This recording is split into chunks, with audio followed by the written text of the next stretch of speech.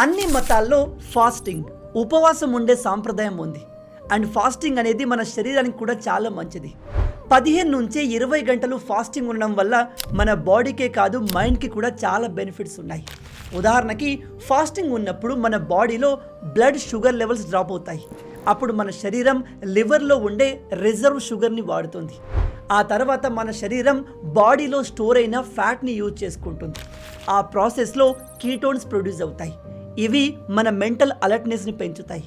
అలాగే ఫాస్టింగ్ చేసే వారిలో డెడ్ సెల్స్ బయటికి వచ్చేస్తాయి అండ్ వీళ్ళ ఏజింగ్ స్లో అయి యంగ్గా కనిపిస్తారు.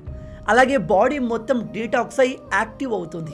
ఇదే విషయాన్ని ప్రూవ్ చేస్తూ జపాన్కి చెందిన బయాలజిస్ట్ యోషినోరి 2016లో రీసెర్చ్ కూడా చేశాడు. దానికి అతనికి నోబెల్ ప్రైజ్ కూడా వచ్చింది. ఓవరాల్గా చెప్పేది ఏమిటంటే fasting me physical and mental హెల్త్కి చాలా ఇంపార్టెంట్. మీరు ఏ మతం వారైనా దేవుణ్ణి నమ్మినా నమ్మకపోయినా వీక్లీ వన్స్ ఫాస్టింగ్ ఉండండి. అది మీ హెల్త్కి చాలా మంచిది. గుర్తుపెట్టుకోండి, ఫాస్టింగ్ చేసేవారు చెయ్యని వారి కంటే హెల్తీగా అండ్ యంగ్గా ఉంటారు. మీలో ఎంతమంది ఈ విషయాన్ని కొత్తగా తెలుసుకుంటున్నారు అండ్ మీలో ఎంతమంది రెగ్యులర్గా ఫాస్టింగ్ ఉంటారు కింద కామెంట్లో చెప్పండి.